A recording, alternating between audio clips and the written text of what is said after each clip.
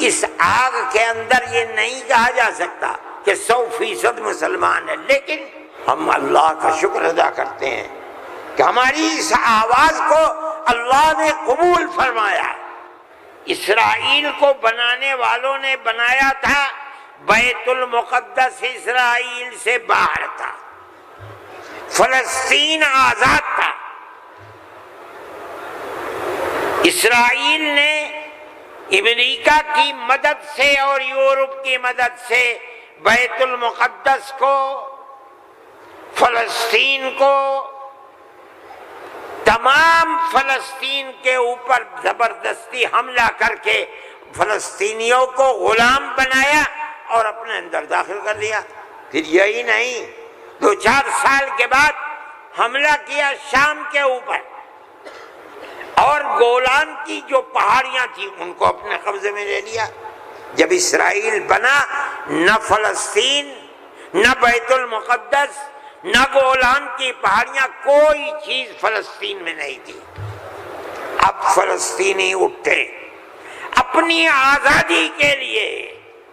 اگر تم ان کو دہشت گرد کہتے ہو تو میں کہتا ہوں گاندھی جی بھی دہشت گرد تھے، جمعیت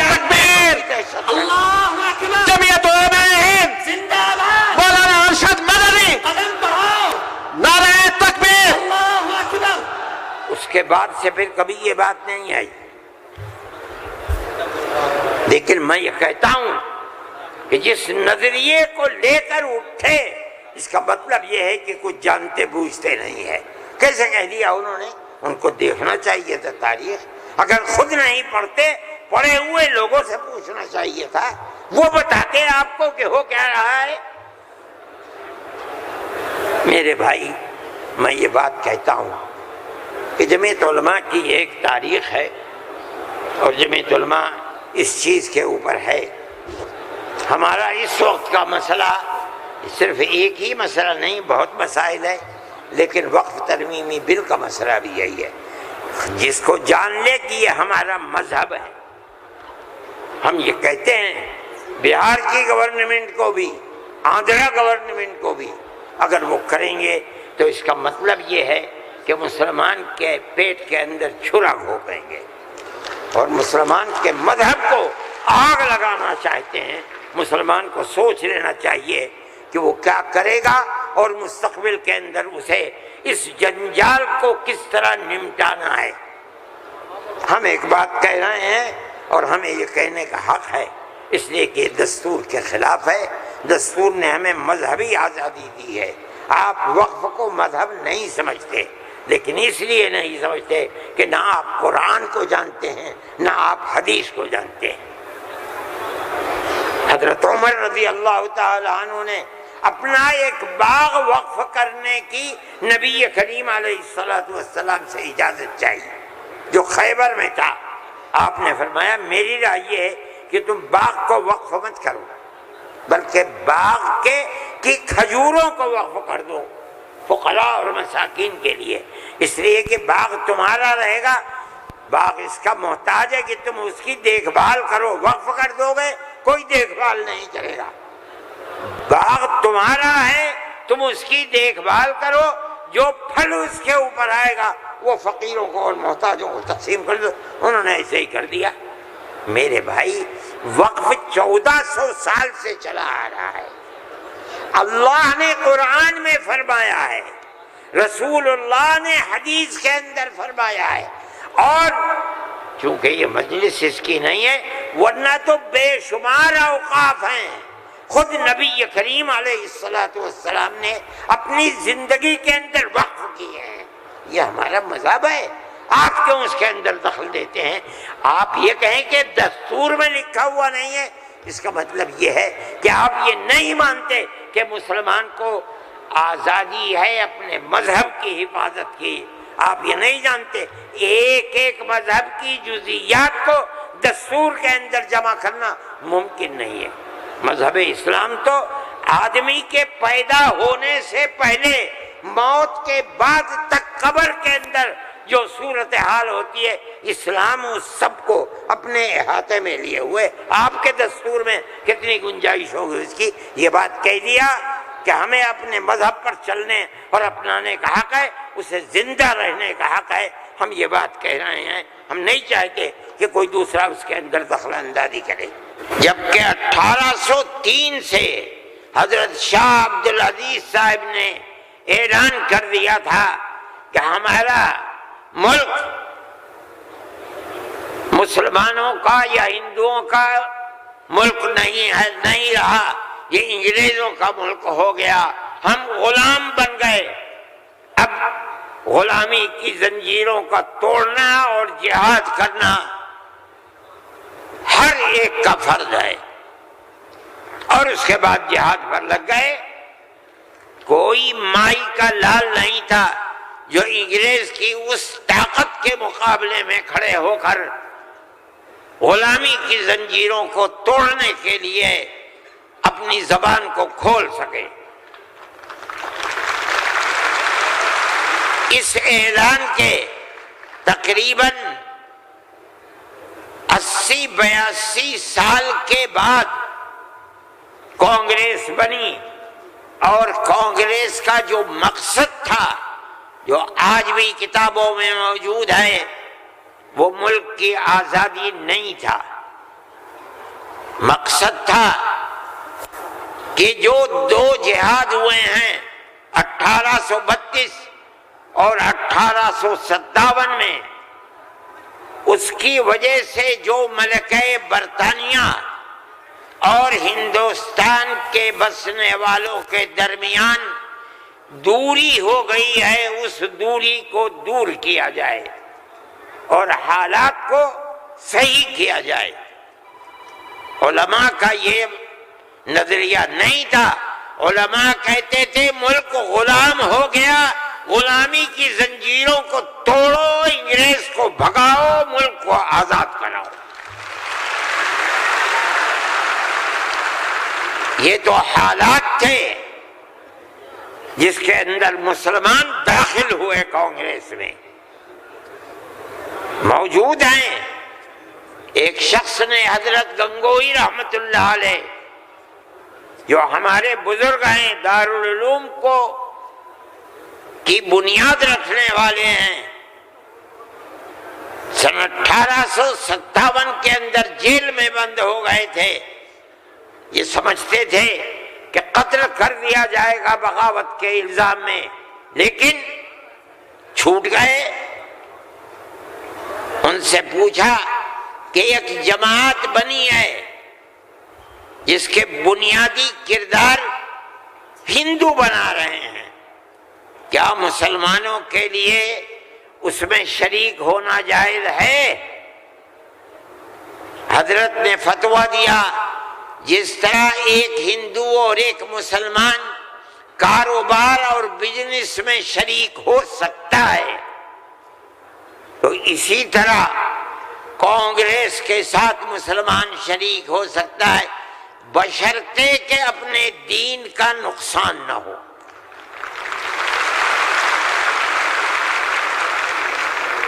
اس کا مطلب نہیں سمجھے تھے لوگ۔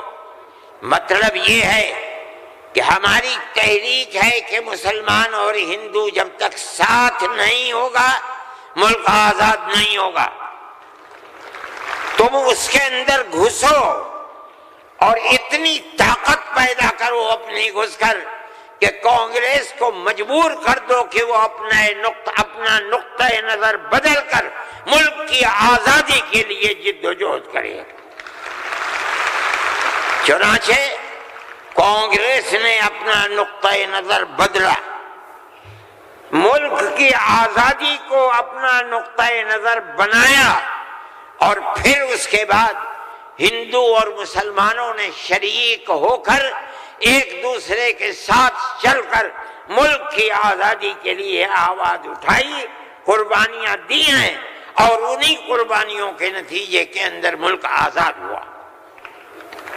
میرے بھائی، اس بات کو سمجھیے، جیسے جیسے ملک کی آزادی قریب ہوتی جاتی تھی، جمعیت علماء ہند بار بار کانگریس سے کہتی تھی کہ ہم نے تمہارا ساتھ دیا ہے، آج ہم تمہارے ساتھ کھڑے ہیں، ہمیں یہ بتاؤ کہ ملک کی آزادی کے بعد ملک کا دستور کیا رہے گا؟ کیا سیکولر دستور ہوگا یا مذہبی حکومت ہوگی؟ اگر سیکولر دستور ہوتا ہے ہم تمہارے ساتھ ہیں، اور اگر سیکولر دستور نہیں ہوتا تو ملک کی آزادی میں ہم تمہارے ساتھ نہیں ہیں۔ بار بار ہمارے پاس کانگریس ورکنگ کمیٹی کی تجاویز موجود ہیں۔ کانگریس بار بار عہد کرتی ہے کہ ملک آزاد ہوگا تو ملک کا دستور سیکولر دستور ہوگا، ہر اقلیت کو اپنے مذہب کے اوپر آزادی سے چلنے کا اختیار ہوگا۔ چنانچہ ملک آزاد ہو گیا۔ اب ملک کی آزادی کے بعد ایک طبقہ اٹھا جس نے یہ کہا کہ کھیر مل گئی ہے، اب اسے کھانے کا وقت آ گیا ہے۔ انہوں نے کہا کہ ملک کی دستور ہندو دستور بنے گا، سیکولر دستور نہیں بنے گا۔ جمعیت علماء کے لوگ تھے، مولانا ابوالکلام آزاد تھے جو جمعیت علماء کی ورکنگ کمیٹی کے ممبر تھے، مولانا مدنی تھے، مفتی اعظم مفتی کفایت اللہ تھے، مولانا عبد الرحمن سوہروی تھے، اور ان کے پیچھے لاکھوں آدمی تھے۔ انہوں نے کہا جو ہم سے وعدے کیے ہیں ان وعدوں کو پورا کرو۔ اگر ملک کی تقسیم ہوئی ہے اور مسلمانوں کو ایک حصہ دے دیا، تم نے دیا ہے دستخط ملک کی تقسیم پر، تم نے کیے ہیں، ہم نے جوتے کھائے ہیں، ہمارے گلوں کے اندر جوتوں کے ہار پڑے ہیں، مگر ہم نے ملک کی تقسیم کو منظور نہیں کیا۔ ہم سے جو وعدہ کیا تھا اس وعدے کو پورا کرو۔ جو دستور کے اندر دفعات ہیں کہ ہر اقلیت کو اپنے مذہب پر چلنے کا حق ہے، یہ دفعات جمعیت علماء کی دی ہوئی دفعات ہیں، مولانا ابوالکلام آزاد کی دی ہوئی دفعات ہیں، مولانا مدنی کی دی ہوئی دفعات ہیں، مفتی کفایت اللہ کی رکھی ہوئی دفعات ہیں، جن دفعات کی بنیاد پر ہر اقلیت ملک کے اندر ملک وہ حصہ سمجھتی ہے جو حصہ کوئی اکثریت کا فرد سمجھتا ہے۔ یہ جمعیت علماء کی تاریخ ہے۔ ہم اپنے مذہبی اعتبار سے دستور کو ہاتھ میں لے کر کہہ سکتے ہیں کہ ہمیں اپنے مذہب پر چلنا اور مذہب کو اختیار کرنے کا حق ہے، اس دستور کے اندر ہے۔ نعرہ تکبیر! میرے بھائی، نعرہ تکبیر! میرے بھائی، میرے پاس واٹس ایپ نہیں ہے، میں یہ لغو کام نہیں کرتا، نہ مجھے فرصت ملتی ہے کہ میں اب دیکھتا ہوں ہر وقت واٹس ایپ کو۔ مجھے آج صبح ایک صاحب نے دکھلایا کہ کل مودی جی نے، وہ بڑے آدمی ہیں، میرے ملک کے وزیر اعظم ہیں، انہوں نے تقریر کی ہے اور اس کے اندر یہ فرمایا ہے کہ وقف ہندوستان کے دستور کے اندر وقف کوئی چیز نہیں ہے۔ مجھے حیرت ہوئی کہ ایک ملک کا وزیر اعظم اور ہندوستان جیسا وزیر اعظم یہ بات کہہ رہا ہے۔ میں کہتا ہوں کہ وقف قرآن کا فیصلہ ہے، اللہ کے نبی حضرت محمد کا فیصلہ ہے، ہمارے دین کا جز ہے۔ وقف کا لفظ نہیں آیا، لیکن یہ بات آ گئی 25 اور 26 دفعات کے اندر کہ اس ملک میں ہر اقلیت کو اپنے مذہب کو پکڑنے، اپنے مذہب کو چلنے کا اختیار ہے۔ کیا مطلب یہ ہے کل کو آپ کھڑے ہو کر کہہ دیں کہ نماز کا ذکر دستور کے اندر نہیں ہے، حج کا نام دستور کے اندر نہیں ہے، زکوٰۃ کا نام دستور کے اندر نہیں ہے، رمضان کے روزوں کا نام دستور کے اندر نہیں ہے، اس لیے ہر چیز کو مٹا دیا جائے۔ یہ کیا چیز ہے؟ دستور مجموعی طور پر دستور نے کہہ دیا کہ مسلمان ایک اقلیت ہے اور ہر اقلیت کو اپنے مذہب پر چلنے کا اختیار ہے، مذہب کی ہر چیز اس ایک دفعے کے اندر آ گئی۔ وقف کا مسئلہ، اسلام کے اندر جو چیز اسلام کی ہے مذہب، وہ چیز ہے جو قرآن کے اندر ہے ایک، دوسری وہ چیز ہے جس کو ہمارے آقا حضرت محمد صلی اللہ علیہ وسلم نے فرما دیا۔ یہی دو اسلام کی بنیادیں ہیں۔ سمجھو، قرآن کی آیت ہے، چوتھے سپارے کی پہلی آیت، لن تنالوا البر حتى تنفقوا مما تحبون۔ لن تنالوا البر، ہرگز تم جنت کو نہیں پا سکتے۔ بر کی تفسیر مفسرین جنت سے کرتے ہیں۔ اے مسلمانوں، کان کھول کر سن لو، ہرگز تم جنت کو نہیں پا سکتے یہاں تک کہ تم اپنے اس مال کو اللہ کی رضا کے لیے خرچ کرو جو تمہارے پاس ہے۔ جس مال کو سے تمہیں محبت ہے، اس مال کو تم اللہ کی رضا کے لیے خرچ کرو۔ اسلام ایسا مذہب تھوڑی ہے۔ جب یہ آیت اتری، اللہ کے نبی نے بیان فرمائی، تو نسائی کی حدیث ہے کہ ابو طلحہ انصاری رضی اللہ تعالیٰ عنہ، جو ایک دولت مند آدمی تھے، وہ اللہ کے نبی کے پاس آئے اور آ کر کہا کہ یا رسول اللہ، اللہ ہم سے ہمارے مال کے بارے میں فرماتا ہے کہ اگر تم جنت کے طالب ہو تو جو مال سب سے اچھا ہے تم اس کو اللہ کے راہ میں خرچ کر دو۔ یا رسول اللہ، میرا سب سے بہترین مال فلانی زمین ہے، میں آپ کو گواہ بناتا ہوں کہ میں اس کو اللہ کے لیے وقف کرتا ہوں۔ یہ حدیث موجود ہے نسائی کے اندر۔ مذہب اور کس چیز کا نام ہے؟ جو اللہ نے فرمایا وہ مذہب ہے، جو رسول اللہ نے فرمایا وہ مذہب ہے۔ مجھے حیرت ہے کہ مودی جی ہمارے مذہب کے بارے میں فیصلہ کرتے ہیں کہ وقف کے اندر، وقف کا ذکر دستور کے اندر۔ ارے بابا، دستور کے اندر مذہب اسلام کو، ہر اقلیت کو اپنا مذہب قبول کرنے کا اختیار آزادی کے ساتھ ہے۔ یہ ہمارا مذہب ہے، وقف ہمارا مذہب ہے۔ اللہ نے فرمایا، رسول اللہ نے فرمایا۔ حدیث کے اندر آتا ہے کہ جب انسان مر جاتا ہے، یہ مسلم کی حدیث ہے، اذا مات الانسان انقطع عمله عنه۔ جب آدمی مر گیا، اب اس کے اندر کام کرنے کی طاقت بھی نہیں ہے۔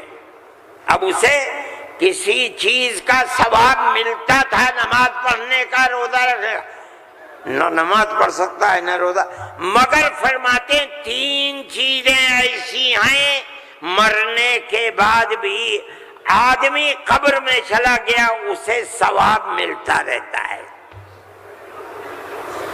کیا ہے؟ اس کے اندر پہلی چیز ہے صدقۃ جاریۃ، ایسا صدقہ کر کے جانا کہ جو اس کا ثواب برابر جاری رہے۔ مثال کے طریقے پر کوئی کنواں کھودوا دیا، یہ اللہ کے لیے وقف ہے، 100 سال، 200 سال، 1000 سال اگر اس کنویں سے پیاسا پانی پیے گا اس آدمی کو پہنچے گا جو مر گیا 100 سال پہلے، اس نے بنوایا تھا کنواں۔ اسی لیے مسلم کی روایت ہے اور وہ اس کے شارح امام نووی فرماتے ہیں کہ مراد اس سے وقف ہے۔ یہ قرآن و حدیث میں آپ کو سنا رہا ہوں۔